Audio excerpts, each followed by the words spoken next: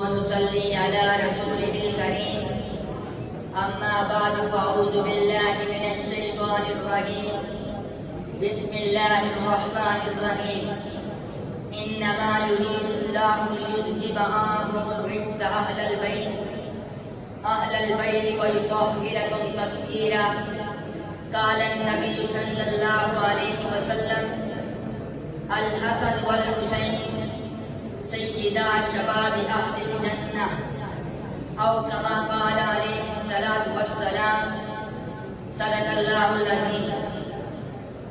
جنہیں دیکھ کر بولتا تھا نبی حسین مجھ سے ہے اور میں حسینی، وہی خون جس نے بچایا یتیم، وہی چراغ وفا، وہی رہنشین. سامعین عزیز وقار، معزز علماء کرام، منصفین اعظام اور مہمان گرامی، السلام علیکم ورحمۃ اللہ وبرکاتہ. آج اس تقریب میں اس عظیم ہستی کا ذکر خیر کرنے جا رہا ہوں.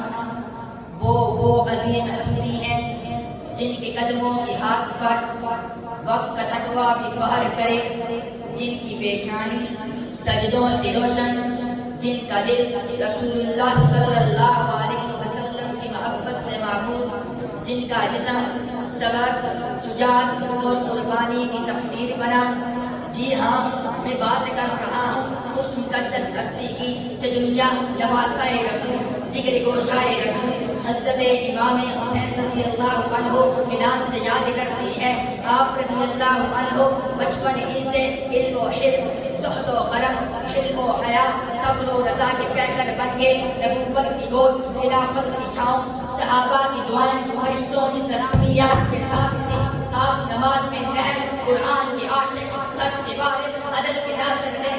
آپ رضی اللہ عنہ کی زندگی عدل، صبر، وفا اور قربانی کا ایسا نورانی باب ہے جو رہتی دنیا تک انسانیت کو حق و باطل کے فرق کی پہچان دیتا رہے گا. تو پھر میں کیوں نہ کہوں، نہ جھکا نہ بکا نہ جھکا حسین، باطلوں سے نہ کبھی ڈرا حسین، جس نے اسلام کو پھر زندہ کیا وہ نبی کا پیارا چلی حسین.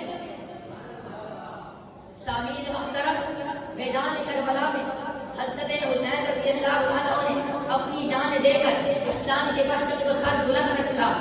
کربلا کی سرزمین صرف ریت اور خاک کا ٹکڑا نہیں، بلکہ یہ وہ مقدس سرزمین ہے جہاں پر باطل کے مقابلے میں حق نے سر بلند ہو کر قیامت تک کے لیے سچائی کا پرچم تھام دیا.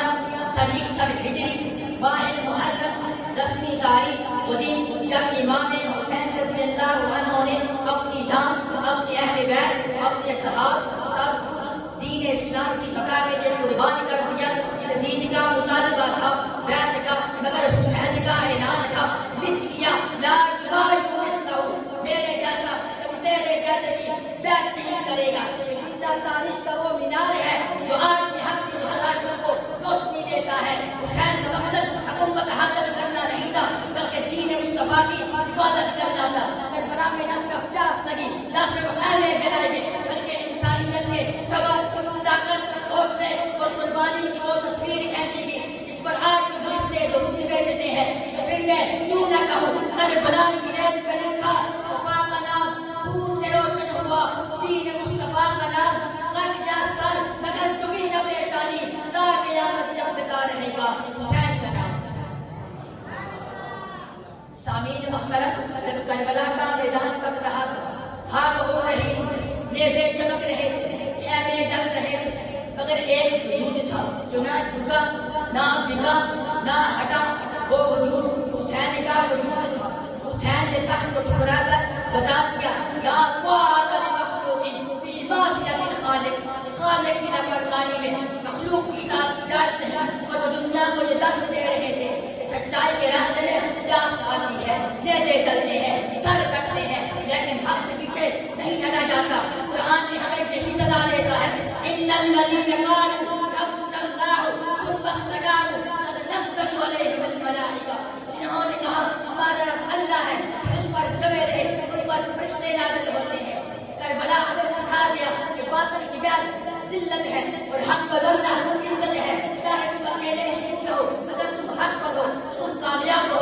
حسین کے گھر پر رحم تھے لیکن زبان پر قرآن لکھا، دیکھ دیکھ کے لوگ پہ سر تھا لیکن لبوں پہ صداقت تھی. یہ شہادت نہیں، یہ زندگی کی میراث ہے. جب یزید تخت پہ بیٹھا تو زمانے نے حسین کا سجدہ دیکھا کہ ظلم مر گیا اور حق جیت گیا. کربلا کی تاریخ نے زندہ پیغام ہے کہ اگر تم حق پر ہو تو تم تنہا نہیں ہو، تمہارے ساتھ اللہ ہے، اللہ ہے. حسین کی قربانی کا جذبہ ہے. کربلا کی سچائی کا پیغام بن کے رہ گئی. حسین کی قربانیوں کا نام بن کے رہ گئی. تخت چاہا، تاج کا ہاتھ دیکھا، حسین نے تو دین کا نصاب لکھا. پیاسا رہا مگر صبر کا چھوٹا ہاتھ سے جنت کا راستہ کھولا اپنے نانا کے ساتھ سے. وما علینا